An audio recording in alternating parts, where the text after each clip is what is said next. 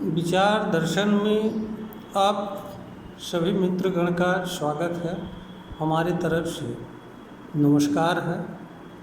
आज हम पुनः एक नए विषय के साथ आप सबके समक्ष उपस्थित हो रहे हैं। आज का प्रश्न यह है कि क्या बच्चे अल्लाह की या ईश्वर की जैसी चीज़ों की देन होते हैं? अगर ईमानदारी से देखा जाए तो चाहे अनंत हो या प्रकृति हो, जो कुछ भी सृजन होता है या विनाश होता है, अथवा कोई चीज़ जन्म लेती है अथवा मृत्यु को प्राप्त होती है, वह सब कुछ क्रिया एवं कर्म पर निर्भर करता है। बच्चे का जन्म स्त्री एवं पुरुष के माध्यम से होने वाली रतिक्रिया से संभव होता है। अगर स्त्री एवं पुरुष इस निमित्त रतिक्रिया न करें तो बच्चा जन्म नहीं लेगा और किसी अन्य तरीके से जन्म लेने का कोई और कारण भी नहीं होता है। बच्चे आसमान से सीधे नहीं गिरते हैं और कोई भी चीज़ इस अनंत में सीधे तौर पर न तो उत्पन्न होती है और न हो सकती है। ठीक इसी तरीके से बच्चे भी, अगर स्त्री पुरुष आपस में संसर्ग न करें तो बच्चे नहीं जन्म ले सकते हैं। यह एक कड़वा सच्चाई है। इसे ईश्वर या अल्लाह की देन माना जाए या ना माना जाए, यह एक धार्मिक प्रश्न है और इसका कोई आधार भी नहीं है, जिसका सत्यता से कोई लेना देना नहीं है। यह सही है कि स्त्री और पुरुष दोनों प्रकृति के उत्पाद होते हैं, प्रकृति का हिस्सा होते हैं, प्रकृति के गुण इनके अंदर विद्यमान होते हैं। काम भावना एक ऐसी चीज़ होती है जिसके कारण स्त्री और पुरुष एक दूसरे के सन्निकट आते हैं, रतिक्रिया करते हैं और इसके कारण बच्चे का जन्म होता है।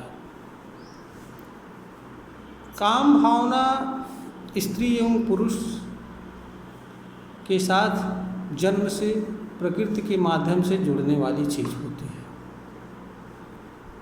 इसी के प्रभाव के कारण स्त्री और पुरुष आकर्षित होते हैं और रतिक्रिया करते हैं तथा बच्चे को जन्म देते हैं। हाँ, बच्चे के जन्म एवं पालन पोषण में अन्य बाह्य चीज़ों का योगदान रहता है। जैसे एक मानव के जीवन जीने में तमाम अनेक बाह्य चीज़ों का योगदान रहता है, वैसे ठीक बच्चे के माँ के गर्भ में आने एवं बाहर निकलने तक अनेक चीज़ों का योगदान रहता है, जिसमें प्राकृतिक क्रियाओं का भी और प्रकृति के माध्यम से जो चीज़ें बच्चे के पास पहुंचनी चाहिए वह चीज़ें भी पहुंचती हैं। तो इस क्रिया में मानव स्त्री पुरुष के द्वारा जो संतान उत्पन्न की क्रिया होती है वह एक नेचर का हिस्सा होता है, प्रकृति का हिस्सा होता है और प्रकृति की भी एक भूमिका होती है। इससे इनकार नहीं किया जा सकता है। अब जहाँ तक बात यह है कि ईश्वर एवं अल्लाह प्रकृति है अथवा नहीं, ये जितनी भी धर्म ईश्वरवादी विचारधाराएं हैं, ये जो है प्रकृति से ईश्वर अथवा अल्लाह को सर्वथा भिन्न चीज़ मानती हैं, उसको नेचर से भी परे मानती हैं। और इनके बारे में यह भी है कि इनका कोई रूप स्वरूप नहीं होता है, इनका अपना कोई स्वतंत्र अस्तित्व नहीं होता है, ये कभी नष्ट होने वाली चीज़ नहीं होती है, ये क्रिया एवं कर्म नहीं करती हैं, ये अकर्ता होती हैं। तो जो चीज़ें क्रिया एवं कर्म नहीं करती हैं, अकर्ता होती हैं, वह किसी बच्चे के जन्म लेने में किस तरीके से सहभागी हो सकती हैं, इस बात को बड़ी सरलता से समझा जा सकता है। अगर इसमें नेचर की बात की जाती तो नेचर की सहभागिता सुनिश्चित होती, किंतु जहाँ तक अल्लाह की बात है, ईश्वर की बात है, यह नेचर से सर्वथा भिन्न चीज़ होता है, जैसा कि धर्म ग्रंथ बताते हैं। तो इसलिए जो चीज़ किसी क्रिया एवं कर्म में भाग नहीं लेता है, किसी तरह के चीज़ों में अपनी सहभागिता नहीं उपस्थिति, और यहाँ पर ध्यान देने योग्य बात यह भी है कि क्रिया एवं कर्म में वही चीज़ें भाग लेती हैं जिनका स्वतंत्र अस्तित्व होता है। अल्लाह का कोई न तो रूप होता है, न रंग होता है, न कलर होता है, और न उसका स्वतंत्र अस्तित्व होता है।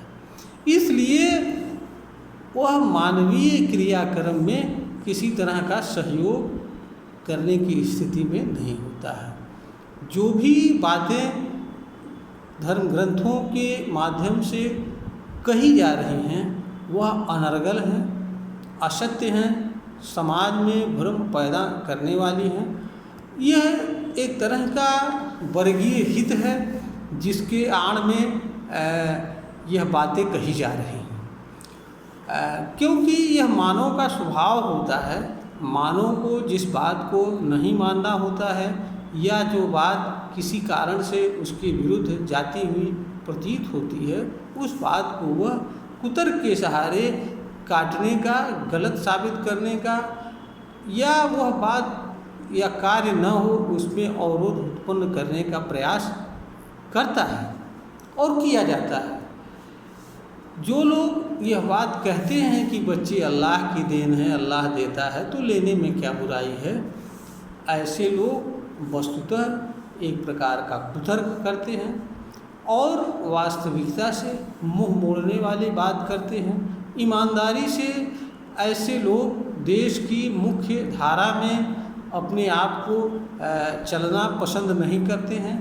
इन ऐसे लोगों की एक अलग तरह की अपनी व्यवस्था की कामना है, रहती है, और ऐसे लोग देश से, कानून से, व्यवस्था से सारी चीज़ों को किसी न किसी रूप में अपने से ऊपर पृथक मानते हैं। इन्हें सिर्फ कोई न कोई बहाना चाहिए जिसके आधार पर ये किसी बात एवं चीज़ को इनकार कर सकें और यह कह सकें कि हमारे ऊपर लागू नहीं होता है।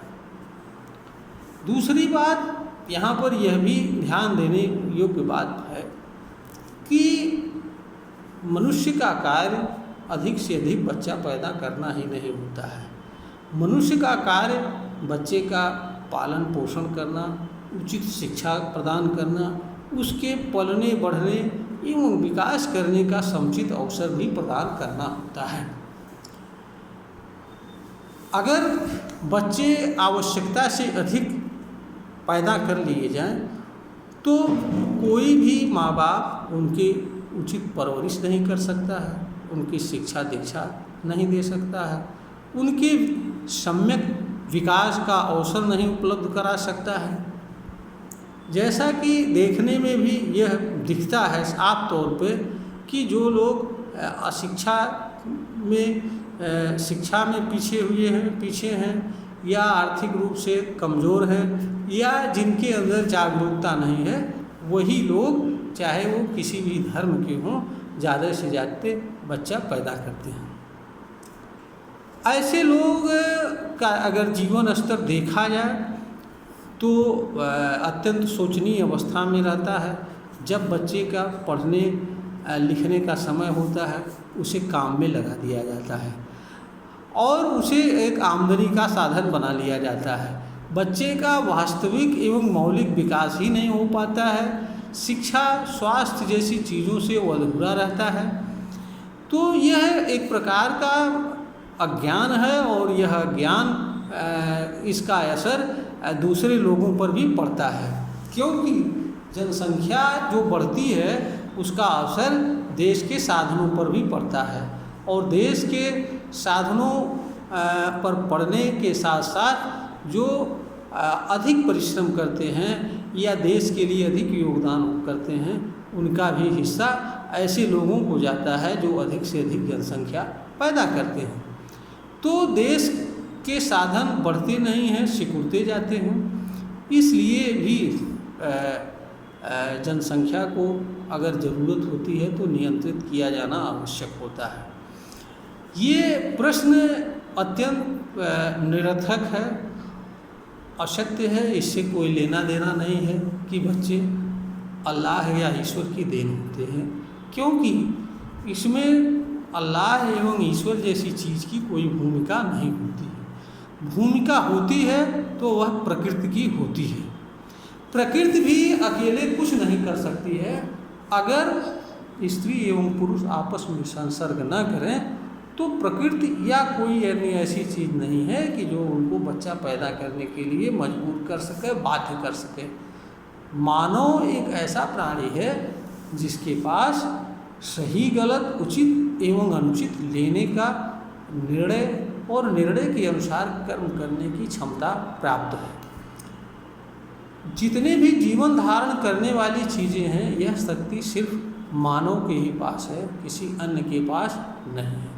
अन्य चीज़ें अपना सहवास एवं रति क्रिया प्रकृति द्वारा निर्धारित नियमों एवं समय के अनुसार करते हैं, लेकिन मनुष्य की स्थिति इससे भिन्न है। मनुष्य अपनी स्वेच्छा, अपनी आवश्यकता, अपने निर्णय और अपनी सुविधा और अपने विकास हर चीज़ को ध्यान में रखते हुए बच्चे को जन्म देने के लिए शारीरिक संबंध स्थापित कर सकता है, रत क्रिया कर सकता है। इसलिए इसमें किसी भी अन्य शक्ति की कोई दखलंदाजी नहीं है, अन्य कोई शक्ति बाध्य करने की क्षमता नहीं रखती है, इस पर किसी अन्य शक्ति का कोई रोक नहीं है और मनुष्य के इस कार्य में कोई दूसरी शक्ति बाधा डालने की क्षमता भी नहीं रखती है। यह संपूर्ण चीज़ बच्चा पैदा करना ना करना यह सब कुछ मानव के क्रिया एवं कर्म पर निर्भर होता है।